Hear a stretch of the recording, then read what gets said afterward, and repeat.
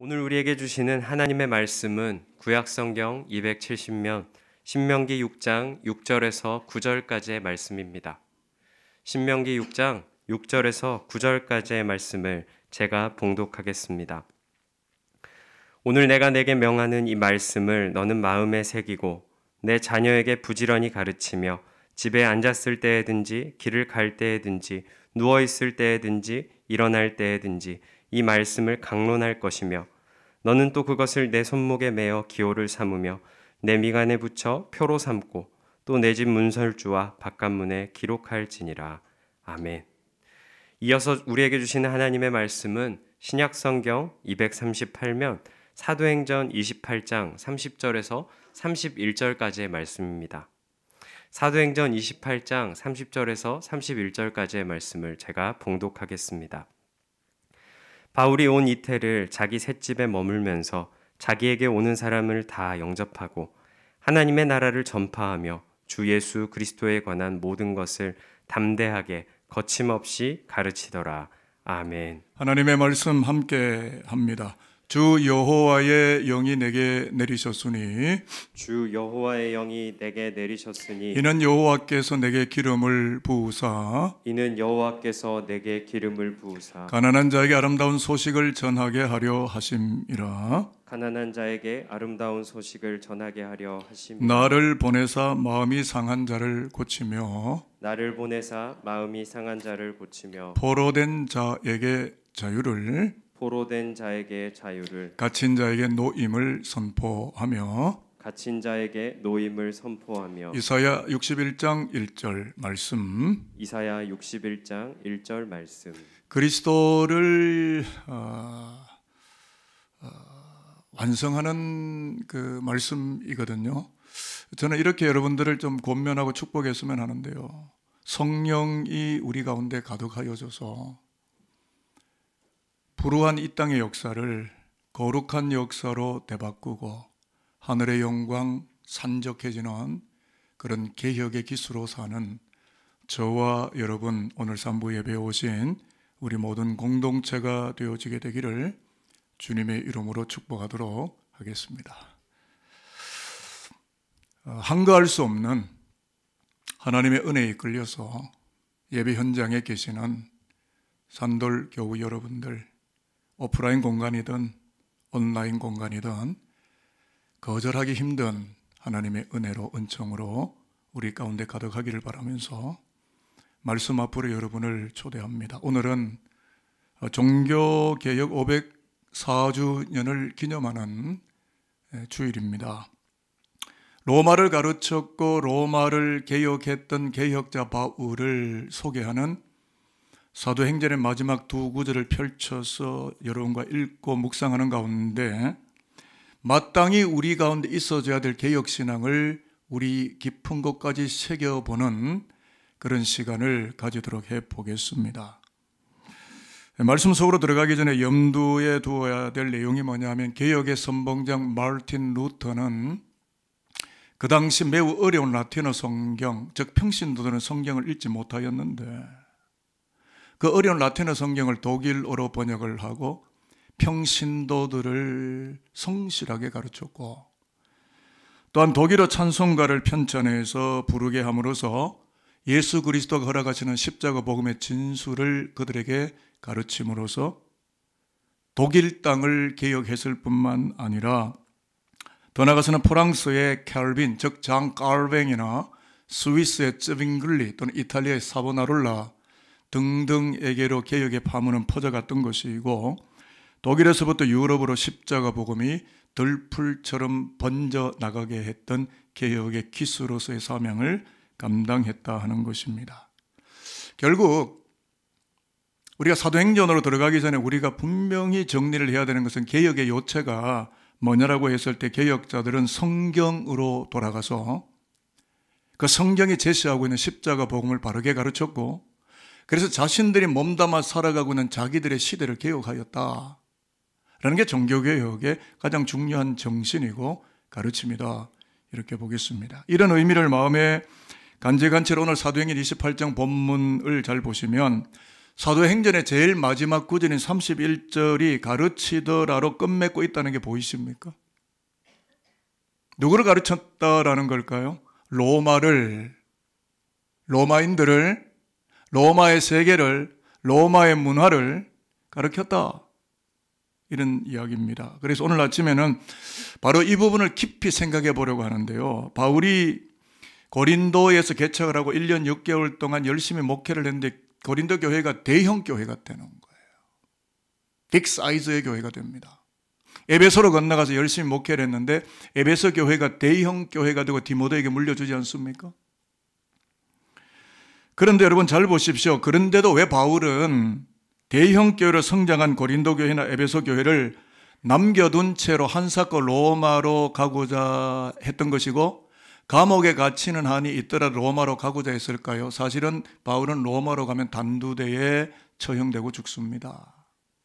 바울은 이미 이것을 알고 있고 성령께서 계시하셨기 때문에 깨달았지만 한사코 로마로 가고자 했습니다. 왜 그랬을까요? 병 고쳐주려고요? 귀신을 쫓아내는 축기 사역을 하려고요? 물론 복음의 목적 속에 그런 게 있겠죠. 그러나 바울이 그렇게 죽음을 무릅쓰고 로마로 가고자 하는 궁극적인 목적이라고 하는 것은 로마를 가르치려고 했다는 것을 오늘 사도행전에 매우 명백하게 증거하고 있어요. 자, 이제 본문 속으로 들어갈 텐데요. 30절, 31절 화면을 보실까요? 자, 눈으로 다 확인되셨으면 아멘입니다. 바울이 온 이태를 시작. 바울이 온 이태를 자기 셋집에 머물면서 자기에게 오는 사람을 다 영접하고 하나님의 나라를 전파하며 주 예수 그리스도에 관한 모든 것을 담대하게 거침없이 가르치더라. 아멘.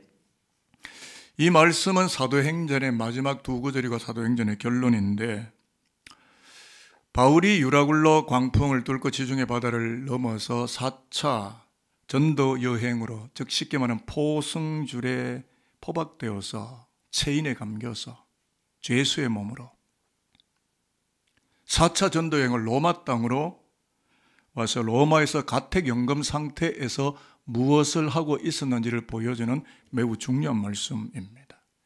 조금 전체적인 사도행전 1장에서 28장까지를 가늠해 본다면 1장은 부활하신 예수로부터 성령이 예고되지 않습니까? 너희가 성령을 받게 되면 예루살렘과 온 유다와 사마리아 땅끝까지 이르러 내 증거자가 될 것이다. 나를 나타낸 자가 될 것이다 라고 예고하시고 사도행전 2장에서 120명의 문도가 모여있는 초대교회 지붕을 열고 불의 효와 같이 갈라지는 성령의 강한 임재가 나타나게 되고 3장에서는 안전병이를 일으키는 사건이라든지 3장부터 28장까지 걸쳐서 병을 고치고 귀신을 축기하고 쫓아내는 역사가 나타났지만 그렇지만 정말 우리가 성경을 읽으면서 놓치지 말아야 될 매우 중요한 부분이 있다고 한다면 사도행전의 맨 마지막 구절은 가르친다는 말로 종지부를 찍고 있다는 성서의 종교를 배워야 합니다.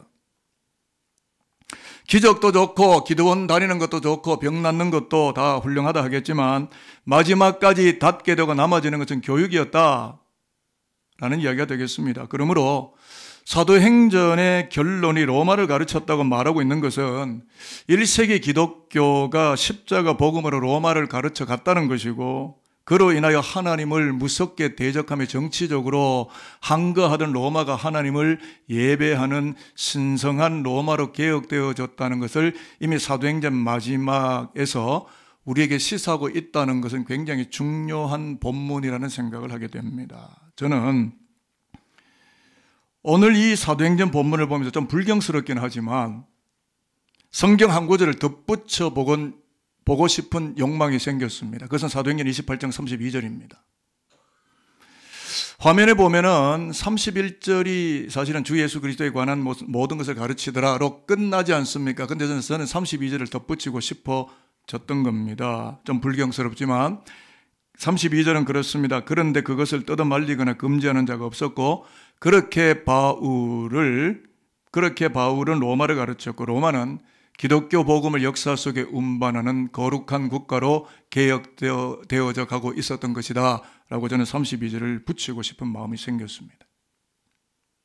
근자의 신학자들이나 목회자들 가운데 Acts 29 사도행전 29장을 주창한 분들이 더러더러 많이 계셨는데 왜 그러냐면 사도행전 28장 마지막 9절에 가르치더라로 끝맺으며 누가와 사도행전의 한 저자인데 이 사도행전의 저자였던 의사 누가가 펜대를 내려놓았기 때문에 무엇인지 모르게 미완으로 끝난 것 같은 그 대목에 대해서 그 이후에 복음 역사인 사도행전 29장을 우리의 시대 속에서 몸으로 이어서 써내려가자 해서 액트 29이라고 말을 했다.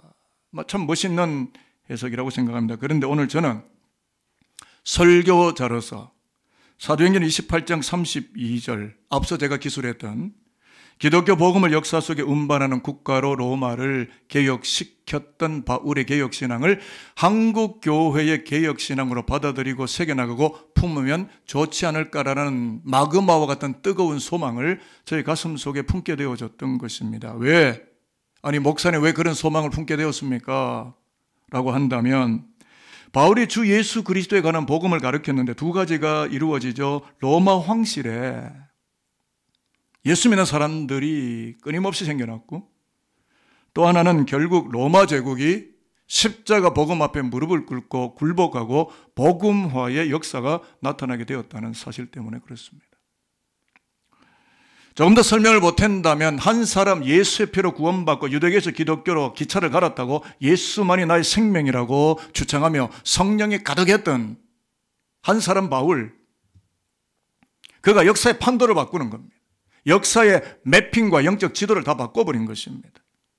그는 로마의 기소를 받고 죄수의 몸으로 아드라무테노브에서 알렉산드리아 배를 갈아타고 유라굴로를 뚫고 지중해를 건너서 로마로 죄수의 몸으로 묶인 몸으로 호송되어 와서 예수를 무섭게 핍박하는 로마 땅에서 가택연금 상태에서도 예수의 피 묻은 십자가를 가르쳤다는 것인데 그 가르침이야말로 로마가 복음을 영접하게 만드는 시온의 대로를 열었고 더 나아가서 AD 15세기 찬란한 비잔틴 제국에 이르기까지 기독교 문명을 꽃피우도록 로마 제국을 개혁하게 했던 신성한 가르침이었음을 이미 세계 역사가 증명하고 이미 이런 여러 가지 세계 역사를 우리는 공부하고 여기까지 배우고 이 길에 우리가 들어서 있지 않습니까?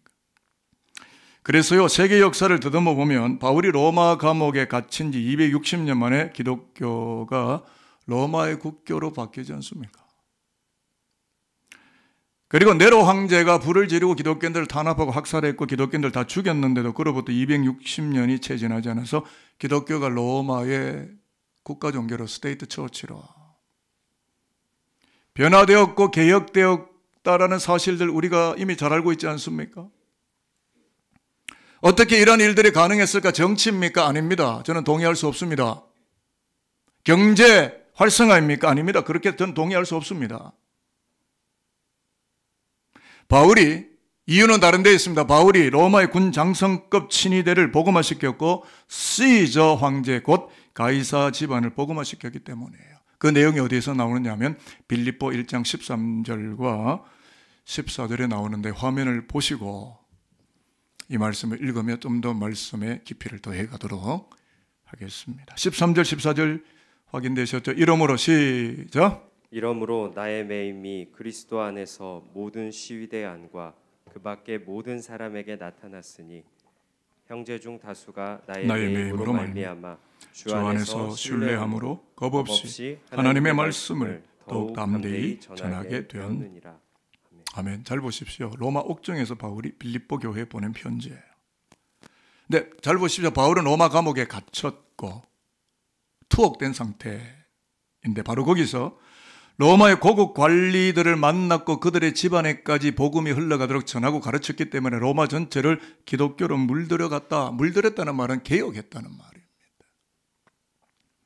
무슨 뜻인가 하면 바울이 로마 옥정에서 궁중 친위대와 로마의 고급 관리들을 십자가 복음으로 담대히 가르친다라는 고난을 뚫고 지나간다는 소식을 전해 듣게 된 빌립보 교회 성도들, 교인들 조차도 바울을 본받게 되었고 담대하고 거침없이 겁내지 않고 예수의 피 묻은 십자가 복음을 가르치는 복음의 진보가 나타나게 되었다는 걸 전하는 것이 빌립보서 1장 13절 14절입니다. 다시 말씀드리면 부연 설명을 하면 바울은 로마를 가르쳐서 로마를 개혁한 것은 너무나 당연한 것이고 더 나아가서 로마의 성령이었던 빌립보 도시에 있는 기독교인들마저도 바울의 담대히 죽음도 뚫고 나가는 복음의 소식을 외치는 그 이야기를 전해 듣고 빌립보 교회 성도들조차도 자신들의 처해 있는 자리에서 자신들 앞에 있는 로마를 말씀으로 가르치면서 개혁하도록 개혁신앙을 심어 나가는 데까지 바울이 개혁의 봉기를 들었다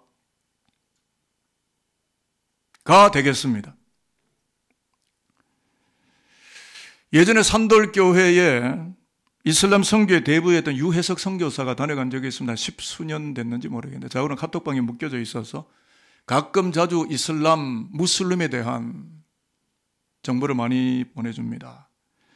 그때 그분이 선교복을 했던 내용이 뭐냐면 무슬림이 한국을 무섭게 도전하고 한국인들과 결혼을 하고 무슬림화하고 있다. 한국 사람들 정신 차리고 한국 기독교인들 영적으로 깨어나야 된다라는 이야기를 한 거고요. 찬란했던 유럽 문명의 자존심이 영국교회가 이슬람 모스크로 팔려나가는 거 하면 영국교회 대개가 리커스토어 술집으로 팔려나갔고 디스코장으로 팔려나갔고 어쩌면 한국에 이런 물결이 이미 닿았고 지금 이태원 쪽에 그런 일들이 벌어지고 어제도 많이 모였다고 하는데 결국 교회는 관람 수입이나 올리는 뮤지엄, 박물관이 됐다는 선교보고를 들으면서 매우 가슴이 아팠습니다. 5,000명이 들어가던 메트로폴리탄 태버너클 같은 영국의 교회가 머리 허연 할아버지 한 10대 명 앉아서 예배를 드리니 이게 말이 됩니까? 영국이? 심지어는 한국 교회의 안수집사가 기름 부음을 받은 안수집사가 이슬람으로 개종했다는 이야기까지는 충격적인 보도를 들으면서 찢어지는 가슴을 말로 다 표현할 수가 없었습니다. 여러분, 왜 그러한 일들이 발생하였나요? 우리의 일들 아닙니까? 한 목회자의 문제 아니지 않습니까? 한국교회 전체 문제 아니었습니까? 기독교 진리에 대한 신성한 신실한 가르침이 없었기 때문입니다. 과거 로마 사회에서 소종파였고 약자층이었던 기독교가 세계 중심이라고 자처하고 자부했던 로마 제국을 복음화시킨 연유와 바탕 그림이 무엇이라고 생각하십니까? 교육과 선교. 바울과 같이 로마를 가르치려 하였던 복음주의자가 로마 땅에 살아 숨쉬고 있었기 때문임을 알아야 합니다. 저와 여러분들 어디에 있습니까? 이게 라틴말로 지침 레벤이라고 하는데요. 라이프 시츄에이션. 저와 여러분 어디에 있습니까? 저와 여러분의 영적인 맥락은 어디에 있습니까? 더 좋은 집이 필요합니까? 더 화려한 고급 자동차가 필요합니까? 웰페어 시스템이 필요합니까? 노후 복지가 필요하십니까? 더 훌륭한 자식들이 더 좋은 대학에 진출하는 것이 필요하십니까? 그보다 본질적이고 본말적인 것은 우리가 그리스도 예수 안에서 십자가의 피로 구원받은 하나님의 백성으로서 개혁적 영성을 우리 가슴 속에 담고 우리의 로마 땅에서 그 로마를 가르치려고 대통령을 가르치려고 국회의원들을 가르치려고 여당 지도자를 가르치려고 그거의 교회 아닙니까? 로마의 황제를 가르쳤던 바울을 생각한다면 우리가 마땅히 이 시대를 가르치고 이 땅의 정치 지도자를 복음으로 가르치는 게 당연하지 않습니까?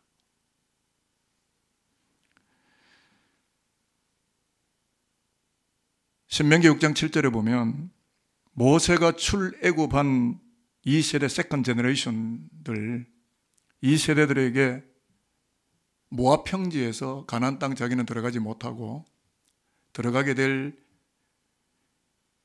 이스라엘 민족의 후대들에게 가나안 땅에 너희들 들어가거들 난 결혼하고 애 놓을 텐데 그 아이들 그 손자 손녀들 자네들에게 부지런히 가르쳐라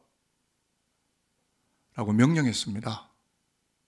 여러분, 명령은 지켜도 안 지켜도 되는 옵션, 선택사항이 아닙니다. 무조건 지켜야 합니다. 내용의 알갱이는 신명기 6장 4절로 9절이 쉐마란 말은 히브리 말로 듣다라는 뜻인데요. 쉐마가 사실은 동사고 쉐마는 명사형이에요. 들으라. 뭘 들으라고요? 하나님이 뭐라고 명령하시는지, 어떤 명령입니까? 자식들에게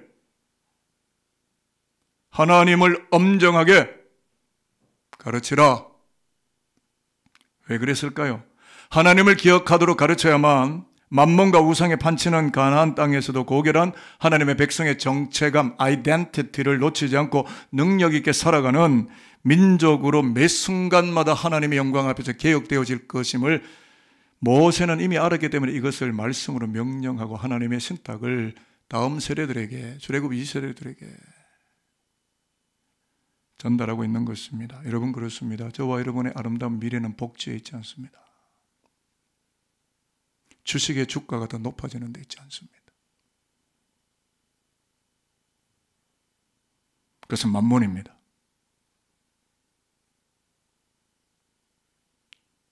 우리들의 아름다운 미래는 하나님에게 있습니다.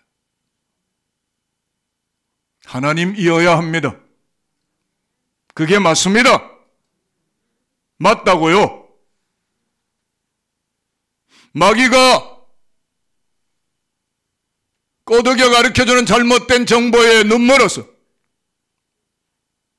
엉터리 사이비 짝퉁 복음에 신비주의에 세속주의, 물량주의, 기복주의, 정령주의에 빠지지 말고 피 흘리신 어린 양 예수의 십자가, 그것만이 인류 공동체를 구원하는 거룩한 구원의 길이며, 그것을 가르치게 될 때 한국교회의 미래가 있고 한국 국가 공동체의 새로운 미래가 오게 된다는 사실을 기억하며 십자가 복음으로 우리 가정에서부터 물들어가는 일을 포기치 아니하므로 우리들도 개혁의 후예로서의 소명을 잘 감당할 수 있는, 오늘 3부 예배에 오신 504주년 종교개혁 기념주일에 오신 교우 여러분들이 되어지시기를 저는 부탁을 드리겠습니다.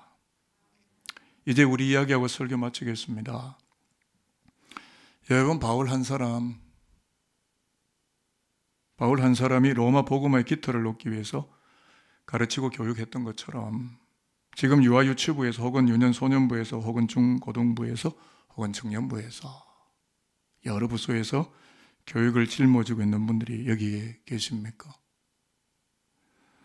지금 여러분들이 가르치는 그 사람들이 로마를 복음으로 점령할 복음의 병장기들이 될 것임을 믿으며 가르침에 충성하는 복음의 교사가 되어주시기를 산돌교회를 대표해서 대한예수교 장로회 통합적 중진 목사로서 눈물 섞인 마음으로 여러분에게, 산돌교회에게, 한국교회에게 당부를 드립니다. 무슨 말인가 하면 저와 여러분이 오늘의 세대와 다음의 세대를 십자가 복음으로 가르치기를 시작하게 될 때 하나님을 대적하고 있던 로마가 순식간에 우리 눈앞에 사라지고 무너지고 하나님을 거룩하게 예배하는 로마가 눈앞에 펼쳐지게 되는 놀라운 복음의 역사들을 우리 당대에, 우리 후대에 분명히 발견하는 은혜가 나타나게 될 줄로 저는 믿기 때문에 그렇습니다. 이제 우리의 다가오는 미래를 축복함으로 오늘 설교를 끝맺도록 하겠습니다. 로마를 가르쳐서 그리스도의 나라로 개혁했던 바울처럼 우리 앞에 당한 로마를 가르치고 그래서 그리스도의 나라로 개혁해가는 21세기 바울들로 살아가시는 영광이 십자가에서 죽으시고 3일 만에 부활하시고 재림하시고 성천하시고 만왕의 왕 만주에서도 다시 철장의 권세를 가지고 모든 우주의 통치권을 가지고 재림주 파루시아의 그리스도로 오시는 그 예수 그리스도의 이름으로 여러분과 여러분의 후손들을 축복합니다. 기도하겠습니다. 아버지 하나님, 바울이 그리스도를 박해하고 대적하던 로마를 가르쳤고 그로 인하여 그리스도를 예배하는 로마로 개혁하였던 사도행전의 성서 기록이 오늘 우리 산돌교회와 우리 자녀들의 신앙이 되어지도록 성령 하나님께서 우리 안에 임재하시고 눈 감는 그날까지 우리와 동행하여 주옵소서. 예수 그리스도의 이름으로 축복하며 기도합니다. 아멘.